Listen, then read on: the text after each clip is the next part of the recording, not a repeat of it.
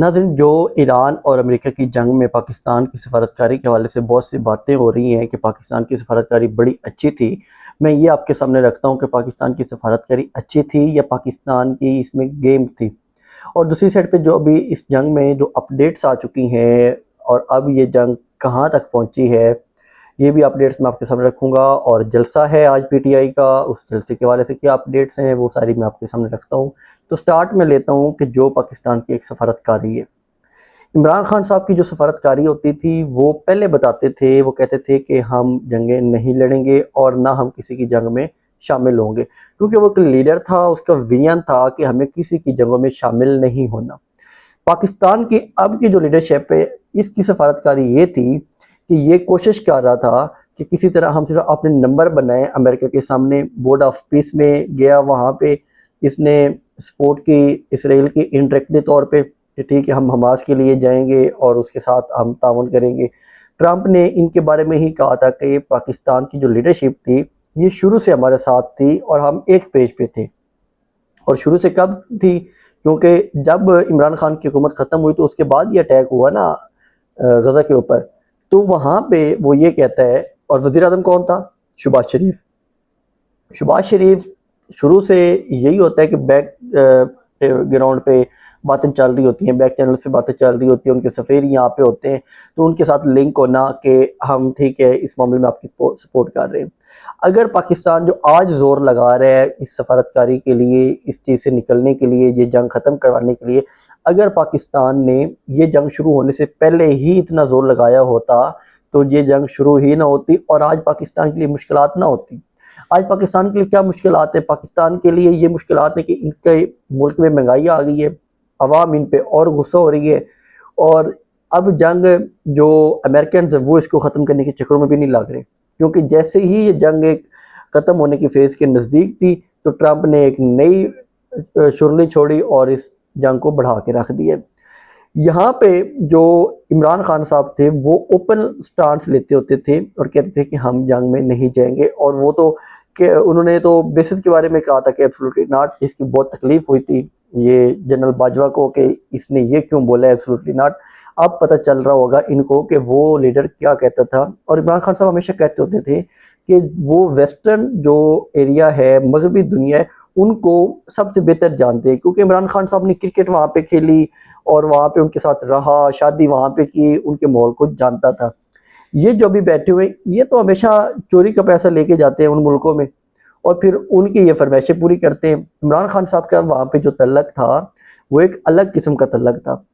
और जो अभी आर्मी चीफ साहब हैं उनका तो वहाँ पे लेना देना पहले कोई नहीं था, अभी वो आर्मी चीफ बने हैं और उनका फिर लिंक उन्होंने बनाया है या शुरू किया है। तो ये चीज़ अब पाकिस्तान के लिए बहुत ख़तरनाक हो चुकी है कि आपने हरमज़ वहाँ से वो रास्ते बंद करके बैठा हुआ है। और अभी कुछ ये इतला थी कि जो अभी आसिम मुनीर साहब वहाँ पे थे। तो एक और चीज़ है कि अगर हम लोग यहाँ पे पाकिस्तान में बैठ के ये हमें समझ लग रही है, या जो शहबाज शरीफ के बारे में एक वेस्टर्न मीडिया ने कहा था कि शू शाइनर का उन्होंने एक खिताब दिया था शहबाज शरीफ साहब को, अगर वो लोग ये बात कर रहे थे तो ईरान को नहीं पता कि पाकिस्तान की पोजीशन क्या है या पाकिस्तान यहाँ पे हमारे साथ बार बार बातें क्यों कर रहे हैं। एक साइड पे पाकिस्तान ईरान को यहाँ पे टेबल पे बुला रहा था और दूसरी साइड पे पाकिस्तान अपने फाइटर जेट्स भी भेज रहा था सऊदी अरब। तो उनके ज़हन में ये चीज़ नहीं है कि पाकिस्तान का मकसद क्या है या इस जंग को रुकवाने के पीछे पाकिस्तान जो अब एक्टिव हुआ है। जब पहली शहादत हुई, आयतुल्लाह खुमनाई की शहादत की खबर आई, हमारे मीडिया के ऊपर उनको हलाक लिखा गया। और मीडिया को कौन कंट्रोल कर रहा होता है? पूरे पाकिस्तान को पता है। उनके बारे में क्या अल्फाज इस्तेमाल किए गए सबको पता है। शहबाज शरीफ साहब ने उनकी जो इज़हार ताज़ियत है उसके लिए सदर को फ़ोन नहीं किया, लेकिन जब देखा कि मामलात अब बढ़ते जा रहे हैं, ईरान ने आबना हरमज़ मुकम्मल तौर पे बंद कर दी, कोई जहाज़ नहीं गुजरने दे रहा था, उस वक्त शहबाज शरीफ साहब एक मुनाफिकाना रवैया अपनाते हैं और उनके सदर से रब्ता कर लेते हैं कि ठीक है हमें बहुत अफसोस है, हम आपके साथ हैं। तो ये चीज़ें उनको भी पता है कि पाकिस्तान का क्या पॉइंट ऑफ व्यू है। यहाँ पे पाकिस्तान अगर शुरू से ये जंग को रोकना चाह रहा होता तो पाकिस्तान शुरू ही ना होने देता इस जंग को। जो इमरान खान साहब के दौर में भी ट्रंप को इमरान खान ने यही समझाया था कि इस जंग का फ़ायदा नहीं है, नुकसान है और हमें भी नुकसान है। हर मुल्क अपना मफाद देखता है, लेकिन हमारे ये अमेरिकन मफादात देख रहे होते हैं कि अमेरिकन कहाँ पे स्टैंड कर रहे हैं। अब पाकिस्तान की ये डिप्लोमेसी है, डिप्लोमेसी का असल लफ्ज़ होता है मुनाफकत, असल मतलब यही ले लें कि ये चाइना से भी अपनी पिंगे बढ़ा रहा है कि किसी तरह ये नाराज़ ना होकर बैठ जाए, और उधर से ईरान के साथ भी ये कोशिश कर रहे हैं कि हमारे हालात नॉर्मलाइज रहें, और सऊदी अरब को वो अपने जहाज़ दे रहा है और दिफाई जो मदद है वो दे रहा है, और यूएई के साथ इनका पता कटता जा रहा है। यूएई में इतने ज़्यादा पाकिस्तानी है, उनके साथ इनका पता करता जा रहा है। ये सफारतकारी आपको नज़र आ रही है कि बहुत आला किस्म की सफारतकारी है। पहले जंग शुरू करवा ली है, मतलब कि चुप रहे, न्यूट्रल रहे कि हम ये न्यूट्रल हैं, और अब लगे हुए हैं कि किसी तरह ये वाली जंग ख़त्म हो जाए। तो ये अभी और भी पाकिस्तान के लिए मुश्किलात आएंगी। सिर्फ 3 दिन बाकी रह गए हैं, जो एक डेडलाइन दी हुई थी कि इस जंग के ख़त्म होने के लिए। अब 3 दिन बाद फिर क्या होगा, वो भी बहुत ख़तरनाक सिचुएशन बनने की तरफ इम्कानात हैं। अब मैं आपको बताता हूँ कि जो अभी करंट सिचुएशन चल रही है, मैं उसके वाले से आपको बताऊँ कि ईरान की जो नेवी है उसने अपना हरमज़ में अब मुकम्मल तौर पर बंद कर दिया है। उसके बंद करने की वजह यह है कि जो अमेरिका है उसने नाकाबंदी की हुई है अपना हरमज़ के बहर, कि अपना हरमज़ में से किसी का जहाज़ ना गुजरने दे रहा है ना आने दे रहा है। तो अब ईरान ने कहा कि हम भी अपने हरमज़ को मुकम्मल तौर पे बंद कर रहे हैं, किसी का हम जहाज़ वहाँ पे पहुँचने नहीं देंगे कि वो वहाँ पे उसका जहाज़ पहुँचे। जो भी गुजरने की कोशिश करेगा हम उसके ऊपर अटैक करेंगे। जो इंडिया है उसके 2 जहाज़ मुबैना तौर पर जो इतलात आ रही हैं कि वो वहाँ से गुजरने की कोशिश करते हैं, और जब वो गुजरने की कोशिश करते हैं तो ईरान की जो नेवी है उसके ऊपर अटैक कर देती है। उसकी एक ऑडियो भी लीक हुई है कि वो ईरानी जो शिप था वो बार बार उनकी मिन्नतें कर रहा था कि हमारा जहाज़ गुजरने दें, या हम यहाँ से मोड़ लेते हैं, हमें टाइम दें, हम यहाँ से अपने जहाज़ वापस मोड़ लें। तो ये जो इंडियन था, ये इसने पहला जो अटैक हुआ समुद्री अटैक, जो ईरान की एक वहाँ पे जहाज़ वापस आ रहा था इंडिया में मशकों से, तो वहाँ पे जो इंडिया के एरिए में ही अमेरिका अटैक करके ईरान का जहाज़ तबाह कर देता है, और 100 से ज़्यादा लोग उस पर सवार होते हैं, और उन काफ़ी ज़्यादा लोगों को नेपाली या बाकी और मुल्कों ने बचाया। इंडिया ने बचाने के लिए कोशिश नहीं की। तो आज वो कह रहे हैं कि हमारा जहाज़ वहाँ से गुजरने दे। वो ठीक है, वो तेल भी खरीद रहा है, सारा कुछ कर रहा है, लेकिन उसका जब आपने हरमज़ बंद है तो उसका जवाब ईरान ने दिया है, और उसके जहाज़ों पर अटैक किया है, और मुबैना तौर पर उनके एक जहाज़ को तबाह भी कर दिया है। अब ईरान ने कहा कि अगर ये जब तक नाकाबंदी जारी रही तो हम इस अब नए हरमज़ को नहीं खोलने वाली। ये अब नए हरमज़ एक मुसीबत बन चुका है ट्रंप के लिए कि इसको हम कैसे खुलवाएं। ट्रंप चाहते हैं कि इसको हम बगैर जो शर्त शराइत हैं ईरान की उसके खुलवा लें और यहाँ से गुजरने दें। ईरान कहता है कि हमारी जो शराइत हैं, जो हमने कानून लागू कर दिया हुआ है अब नए हरमज़ के लिए, वो हमारा लागू रहेगा, उसके अलावा हम ये किसी को भी यहाँ से गुजरने नहीं देंगे।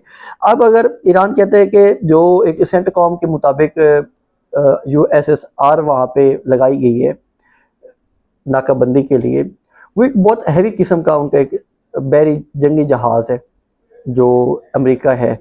जो एक सेंटकॉम के एक एहलकार ने दावा किया है, उसने कहा है कि वो हम जो नाकाबंदी के लिए कर रहे हैं उसके ऊपर हम बहुत सख्त अमल दरामद कर रहे हैं। ये नाकाबंदी 13 अप्रैल से जारी है, और अभी तक ये नाकाबंदी जारी है। वहाँ से ना तो किसी जहाज़ को गुजरने देते हैं, ना किसी जहाज़ को आने देते हैं। उसका मकसद ये है कि ये नाकाबंदी करके वो ईरान की जो एक मईशत है ना समुद्री तौर पे, समुद्री रस्तों पे, क्योंकि ईरान का ज़्यादा दारोमदार जो है वो समुद्री तौर पे है।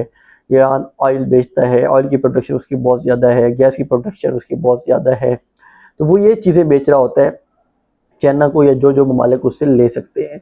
अब उन्होंने ये वाली नाकाबंदी करके उनका मकसद ये था कि हम जो ईरान है उसकी इस मईशत को तोड़ें, ताकि ईरान डैमेज हो और मफलूज हो के दोबारा हमारे पास जो यूरेनियम वाला मामला है उसके ऊपर आए कि हम यूरेनियम बिल्कुल ख़त्म कर देते हैं, आप ये वाली नाकाबंदी ख़त्म कर दें। तो ईरान कहता है कि ये इनकी गलतफहमी है, हम यूरेनियम किसी सूरत में ख़त्म नहीं करेंगे, यूरेनियम हमें बहुत प्यारी है। ईरान यूरेनियम के ऊपर बहुत सख्त स्टैंड ले रहे हैं। और अब देखें, ये जो एटम बम है अगर ईरान बना लेते हैं तो ये बहुत बड़ा ख़तरा है उनके लिए, इसराइल के लिए बहुत बड़ा ख़तरा है। मिडल ईस्ट में जो दूसरे ममालिक हैं, अरब ममालिक, जो ये कोशिश करते हैं ईरान के ख़िलाफ़ जंग लड़ने की, जिसमें यूएई बहुत ज़्यादा एक्टिव रहा है इस पूरी जंग में, तो ये उनके लिए बहुत बड़ा ख़तरा है। अगर ये वाला एटमी कोई वारहेड बना लेता है ईरान, या ये यूरेनियम अपने पास रखता है, तो इस वजह से ये सारे ममालिक कोशिश कर रहे हैं कि ईरान ये वाला यूरेनियम वाला जो प्रोजेक्ट है वो ख़त्म कर दें। लेकिन ईरान कहते हैं कि हम किसी भी सूरत में ये वाला काम ख़त्म नहीं करेंगे। और दूसरी साइड पे जो ये नाकाबंदी हुई है, इसके हवाले से जो अब इनकी IRGC है, पाकिस्तान इनकलाब, उसने जो खलीज फारिस है उसमें अपनी मशक़ें तेज़ कर दी हैं। उन्होंने कहा है कि हम ये वाला एरिया भी बंद कर देंगे। कुछ दिन को उन्होंने अल्टीमेटम दिया है कि अगर ये अपना हरमज़ की नाकाबंदी ख़त्म नहीं करेंगे तो हम वहाँ से भी कोई भी चीज़ नहीं गुजरने देंगे। हम उसमें भी जो जहाज़ गुजर रहे होते हैं हम उनकी नकल व हरकत में भी खलल डालेंगे और उनको वहाँ से नहीं गुजरने देंगे। जिस तरह ये अमेरिका चाह रहा है कि हम अपनी मर्ज़ी से गुजर जाएंगे, तो इसके ऊपर वो बहुत सख्ती से स्टैंड ले रहा है ईरान। अब ये अगर ये सारा मामलात जो चल रहे हैं, इससे ये चीज़ सामने आ रही है कि जो सफारती कोशिशें हो रही थी दूसरे ममालिक की तरफ से भी, पाकिस्तान तो एक मुल्क है, बाकी मुल्क भी कोशिश कर रहे थे कि ये किसी तरह मामला हल हो जाए। लेकिन जब ये वाली नाकाबंदी रहेगी और ईरान का जवाब इस तरह रहेगा, तो ये वाली कोशिशें बिल्कुल ज़ाया होती नज़र आ रही हैं। अगर सफारती कोशिशें नाकाम हो गई तो इसके बहुत ज़्यादा असरात हैं। उसमें जो सबसे बड़ा असर होगा वो इक़्तिसादी तौर पे वो सबके सामने आ रहा है कि ईरान की मईशत भी डैमेज होगी, लेकिन जो बाकी ममालिक हैं जैसे पाकिस्तान के साथ, इसकी भी मईशत काफ़ी तौर पे डैमेज हो रही है और डैमेज मज़ीद भी होगी अगर ये दोबारा से जंग शुरू हो जाती है, क्योंकि डेडलाइन 3 दिन की बाकी है। तो अगर दोबारा शुरू होती है तो फिर ये एक नए ख़तरनाक फेज़ में होगी, क्योंकि वो भी सख्त अटैक करेंगे और ईरान भी सख्त जवाब देगा। ईरान जवाब देगा सऊदी अरब की बेस के ऊपर या बाकी, क्योंकि सऊदी अरब बहुत ज़्यादा अपने जहाज़ भी दे रहा है, अपने बेस भी दे रहा है, रिफ्यूलिंग भी करवाता है वहाँ से। फिर ये मासूम भी बनता है सऊदी अरब आगे कि हम तो बिल्कुल हमारे ऊपर अटैक करके ईरान गलत कर रहे हैं, लेकिन ये मुनाफिकाना रवैया सऊदी अरब का चल रहा है अभी भी। तो अब अगर सऊदी अरब के ऊपर ईरान अटैक करता है तो पाकिस्तान की भी वहाँ पे फाइटर जेट्स मौजूद हैं, तो वो भी अटैक करेंगे और ये जंग मजीद फैलेगी। अगर पाकिस्तान ने अटैक कर दिया ईरान के ऊपर, तो ईरान तो हमसाया है पाकिस्तान का, पाकिस्तान एक हमसाया से भी जाता रहेगा और ईरान से भी बहुत सख्त जवाब आएगा यहाँ पे, यहाँ से फिर उधर, ये फिर जंग मजीद फैलती चली जाएगी। तो इसलिए अगर पाबंदियाँ जो ईरान के ऊपर वो भी कम नहीं होंगी, वो भी मजीद बढ़ेगी और उसमें भी कोई चांसेस नहीं है कम होने के। और जोरी अफजूदगी के हवाले से जो लगे हुए हैं कि जोरी अफजूदगी हो, तो वो भी ईरान उससे भी पीछे नहीं हटेगा। तो ये चीज़ और भी ज़्यादा ख़तरनाक हो जाएगी तमाम दुनिया के लिए। ये एक आलमी जंग की तरफ मामलात बढ़ते हुए दिखाई दे रहे हैं। अब ज़रा मैं बात करता हूँ, जो आज PTI का भी एक जलसा है, जो उसके वाले से मीना खान अफरीदी साहब भी कह रहे थे कि इमरान खान का हुक्म था कि 10 दिन के अंदर जलसा ख़त्म जो किया है उसको दोबारा करें, तो हमने इस वजह से मर्दान में एक तारीखी जलसा करने जा रहे हैं। लेकिन सवाल यहाँ पे ये पैदा होता है, जो मर्दान का एक मर्द हुर बना हुआ था, ठीक है, अली मोहम्मद खान, वो किधर गायब है? उसकी बड़कें ख़त्म नहीं होती थी कि मैं ये कर दूंगा, मैं वो कर दूंगा, मैं जेलों में ये कर रहा हूँ, वो कर रहा हूँ। जब से जेल से निकल के आया है या इमरान खान साहब के नाम पर उसने वोट लिया है, न उसके अंदर वो ईमान रहा जिस ईमान की वो बार बार बात करता था कि तस्बीह हाथ में और दिल में कुछ भी नहीं, ठीक है, ईमान होता है दिल में।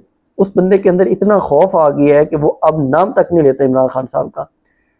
ये उसकी हालत है। मैदान में उसकी कोई एक्टिविटी नज़र नहीं आई अभी तक, वो बिल्कुल अंडरग्राउंड जा रहा है। हालांकि वो तो उसके तो मामलात भी अच्छे हैं दूसरी पार्टियों के साथ, या जहाँ पे सबके मामलात अच्छे होते हैं उधर तो उसके मामलात भी अच्छे हैं, लेकिन उसका नामो निशान भी नहीं है इस पूरे जलसे में।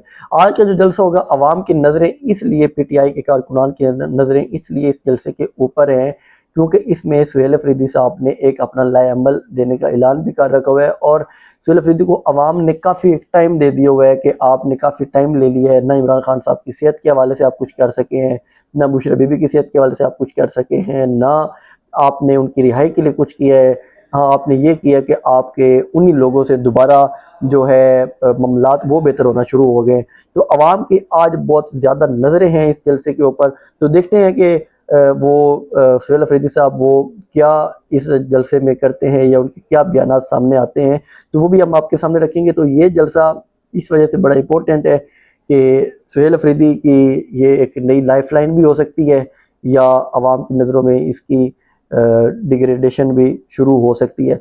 तो इस हवाले से जो एक मज़ीद अपडेट्स होंगी ईरान के हवाले से भी, और जो एक सिचुएशन मुकम्मल तौर पे चल रही है पाकिस्तान में भी और सियासी सूरत हाल भी, मज़ीद भी हम आपको इस वाले से अपडेट्स देते रहेंगे, तो चैनल को सब्सक्राइब ज़रूर किया करें। अल्लाह हाफ़िज़।